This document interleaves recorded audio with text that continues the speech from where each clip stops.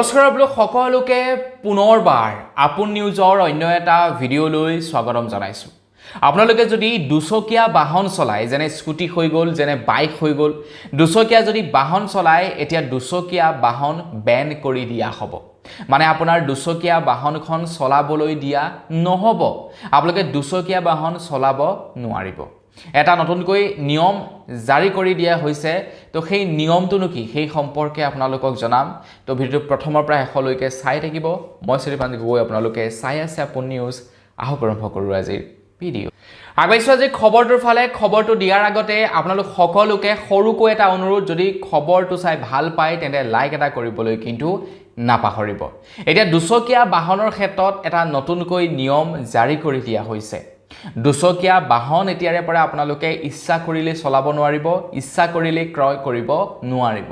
ক্ৰয় কৰিব পাৰিব, ছেকেণ্ড হেণ্ড আপোনালোকে ক্ৰয় কৰিব পাৰিব, আপোনালোকে মনে মনে চলাব পাৰিব, কিন্তু নতুন আপোনালোকে ক্ৰয় কৰিব নোৱাৰিব আৰু প্ৰশাসনৰ সন্মুখত আপোনালোকে চলাব নোৱাৰিব। কিয়নো খুব সোনকালেই এতিয়া দুচকীয়া বাহন সম্পূৰ্ণৰূপে বেন কৰিবলৈ গৈ আছে। আৰু এই নিয়মটো আৰম্ভ কৰা হৈছে দিল্লীৰ পৰা। দিল্লীৰ পৰা আৰম্ভ কৰি ভাৰতৰ প্ৰত্যেকখন ৰাজ্যতে এই নিয়মটো এতিয়া প্ৰৱৰ্তন কৰা হ'ব বুলি জনাইছে। তো কেন্দ্ৰ চৰকাৰৰ ফালৰ পৰা জনাইছে যে 2028 চনৰ 1 এপ্ৰিল তাৰিখৰ পৰা দিল্লীত সম্পূৰ্ণৰূপে দুচকীয়া বাহন, যিবিলাক দুচকীয়া বাহন নেকি পেট্ৰলৰ দ্বাৰা চলে, সেই দুচকীয়া বাহনবিলাক সম্পূৰ্ণৰূপে বেন কৰা হ'ব বুলি জনাইছে। দুচকীয়া বাহনবিলাক এপ্ৰিলৰ 1 তাৰিখৰ পৰা, মানে 28 এপ্ৰিলৰ পৰা 2028 চনৰ 1 এপ্ৰিলৰ পৰা সম্পূৰ্ণৰূপে নিষিদ্ধ কৰা হ'ব পেট্ৰলৰ দ্বাৰা চালিত দুচকীয়া বাহন দিল্লীত। আৰু আমাৰ ভাৰতবৰ্ষৰ ভিতৰতে আটাইতকৈ পলিউটেড চহৰখনেই হৈছে দিল্লী মহানগৰী। গতিকে দিল্লীৰ পৰাই এই নিয়মটো লাগু কৰা হৈছে আৰু তাৰ পাছত আমাৰ অসমখনো পৰে প্ৰদূষিত চহৰৰ ভিতৰত, বা গুৱাহাটী মহানগৰীখনো পৰে প্ৰদূষিত চহৰৰ ভিতৰত। তাৰ পাছত গুৱাহাটী মহানগৰী তথা অসমত এই নিয়মটো লাগু কৰা হ'ব। সম্পূৰ্ণৰূপে পেট্ৰল গাড়ী বেন কৰি দিয়া হ'ব, পেট্ৰলৰ বাইক বেন কৰি দিয়া হ'ব, পেট্ৰলৰ স্কুটি বেন কৰি দিয়া হ'ব। নতুনকৈ ক্ৰয় কৰিব নোৱাৰিব, ইঞ্চুৰেঞ্চ কৰিব নোৱাৰিব, পলিউশ্যন কৰিব নোৱাৰিব, ৰেজিষ্ট্ৰেশ্যন কৰিব নোৱাৰিব। এতিয়া চৰকাৰে সিদ্ধান্ত লৈছে যে সম্পূৰ্ণৰূপে দুচকীয়া বাহনসমূহ ইলেক্ট্ৰনিক ভেহিকেললৈ কনভাৰ্ট কৰাটো, মানে আপোনালোকে ইলেক্ট্ৰিক ভেহিকেল চলাব লাগিব। বেটেৰীৰ দ্বাৰা চালিত স্কুটি, বেটেৰীৰ দ্বাৰা চালিত আপোনালোকে বাইক চলাব লাগিব। আৰু চৰকাৰে আপোনালোকক যিমান পাৰে এতিয়া ফেচিলিটি আগবঢ়াইছে। যদিহে পেট্ৰলৰ গাড়ী বা পেট্ৰলৰ দ্বাৰা চালিত স্কুটিখন এৰি আপোনালোকে এখন নতুন ইলেক্ট্ৰিক ভেহিকেল ক্ৰয় কৰে, চৰকাৰৰ ফালৰ পৰা আপোনালোকক তামাম ফেচিলিটি আগবঢ়াইছে। আমি যদি চাবলৈ যাওঁ গাড়ীৰ ক্ষেত্ৰত, তেনেহ'লে যদিহে আপোনালোকৰ BS4ৰ গাড়ীখন যদি চৰকাৰৰ ওচৰত স্ক্ৰেপ কৰায়, তেনেহ'লে নতুন যেতিয়া ইলেক্ট্ৰনিক গাড়ী এখন আপোনালোকে ক্ৰয় কৰিবলৈ যাব, 1 লাখ টকা পৰ্যন্ত স্ক্ৰেপিং ইনচেণ্টিভ লাভ কৰিব বুলি জনাইছে। BS4ৰ আপোনাৰ গাড়ীখন যদি পুৰণা হৈ পৰিছে, চলাব নোৱাৰা অৱস্থা হৈছে, আপোনালোকে যদি সেই গাড়ীখন স্ক্ৰেপ কৰায়, তেনেহ'লে 1 লাখ টকাৰ ডিছকাউণ্ট পাব যেতিয়া আপোনালোকে এখন ইলেক্ট্ৰিক ভেহিকেল ক্ৰয় কৰিবলৈ যাব।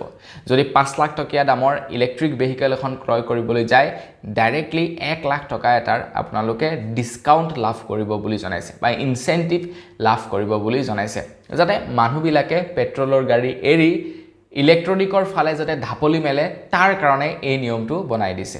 এতিয়া আপোনালোকে হয়তো ভাবিব পাৰে যে ইয়াৰ ফলত এটা আমাৰ সমস্যা হ'ব, যে আমি বৰ্তমান সময়ত ধৰি লওক গুৱাহাটীলৈ গৈ আছোঁ ডিব্ৰুগড়ৰ পৰা। তো গুৱাহাটীলৈ যাওঁতে আমাৰ গাড়ীখনে সিমানটো মাইলেজ নিদিয়ে। তো আমি পেট্ৰলৰ দ্বাৰা চালিত গাড়ীখনৰ যদি চলাই যাওঁ, আমি য'তে ত'তে পেট্ৰল ভৰাই আৰামছে গৈ গুৱাহাটী পাবগৈ পাৰোঁ। কিন্তু যেতিয়া নেকি আমাৰ হাতত বেটেৰীৰ দ্বাৰা চালিত গাড়ী থাকিব, তো বেটেৰীৰ দ্বাৰা চালিত গাড়ীসমূহ আমি এটা নিৰ্দিষ্ট ৰলৈকে যাব পাৰিম। তাৰপাছত আমি চাৰ্জ দিম ক'ত, যাম কেনেকৈ, এই বস্তুবিলাক হয়তো আপোনালোকৰ মাইণ্ডত কুৱেশ্যন আহিব পাৰে। এতিয়া ৰিলায়েন্স কোম্পানীৰ ফালৰ পৰা কৈছে যে ৰিলায়েন্স কোম্পানীয়ে আমাৰ ভাৰতবৰ্ষৰ বিভিন্ন স্থানত স্থাপন কৰিব এতিয়া ইলেক্ট্ৰনিক চাৰ্জিং চেণ্টাৰ, মানে ইলেক্ট্ৰনিক ভেহিকেলৰ চাৰ্জিং চেণ্টাৰ তেওঁলোকে স্থাপন কৰিব বুলি জনাইছে।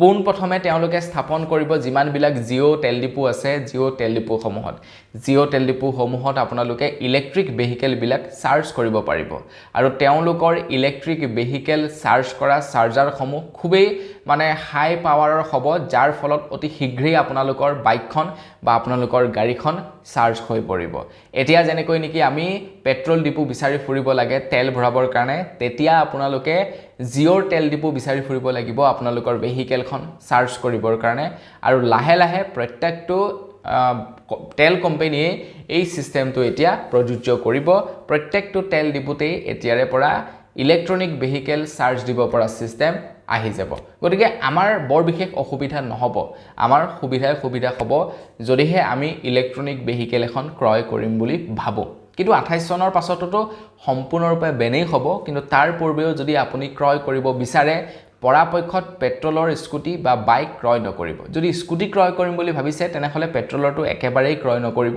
কিয় কাৰণ স্কুটি এখন লৈ মানুহে লং জাৰ্নি নকৰে স্কুটি এখন লৈ এদিনত খুব বেছিতকৈ বেছি 100 কিলোমিটাৰ মানুহে ৰানিং কৰিব গতিকে স্কুটি এখন আমি ইলেক্ট্ৰনিক কিনিলে যথেষ্ট ফায়দা হ'ব এই কাৰণে স্কুটিখন লৈ যেহেতু আমি লং জাৰ্নি নকৰো তেনে ক্ষেত্ৰত আমি মানে এদিন চাৰ্জ দিলে কেইবাদিনো চলাব পাৰিম বা বেটাৰীয়ে ভাল পিকআপ দিব বাইকৰ ক্ষেত্ৰত অকণমান কথাটো বেলেগ কাৰণ বাইকখন আমি দূৰলৈকে লৈ যাওঁ গতিকে সেই বাইকখন আমি দূৰলৈকে লৈ গ'লে চাৰ্জ আদায় হ'লে প্ৰব্লেম হ'ব পাৰে কিন্তু স্কুটিখন আমি দূৰলৈ লৈ নাযাওঁ নিজ এৰিয়াৰ ভিতৰতে চলাওঁ তো তাৰ কাৰণে ইলেক্ট্ৰনিক স্কুটি এখন কিনিলে আমাৰ বহুতো ফায়দা হ'ব গতিকে আপোনালোক সকলোকে এইটো মানে ৰিকুৱেষ্ট আৰু মোৰ ফালৰ পৰা যদি আপোনালোকে এই সময়ছোৱাত গাড়ী কিনিম বুলি ভাবিছে বাইক কিনিম বুলি ভাবিছে স্কুটি ক্ৰয় কৰিম বুলি ভাবিছে তেনেহলে ইলেক্ট্ৰনিক ক্ৰয় কৰিব নহলে কোন সময়ত কি নিয়ম বনাই দিয়ে তাৰ কোনো ঠিক নাই তো বন্ধুবান্ধৱ বিকল্প আজি ভিডিঅ জনাবলগীয়া খবৰ ইমানেই আছিলে খবৰ কেইটা জানি কেনে পালে কমেন্ট সেকশনত জনাব যদি ভাল লাগিলে লাইক এটা কৰি দিব চেনেলটো সাবস্ক্ৰাইব কৰা নাই সাবস্ক্ৰাইবটো কৰি ল'ব পুনৰ এটা ভিডিঅ লগ পোৱাৰ আশাৰে বিদায় মাগিছো ধন্যবাদ জয়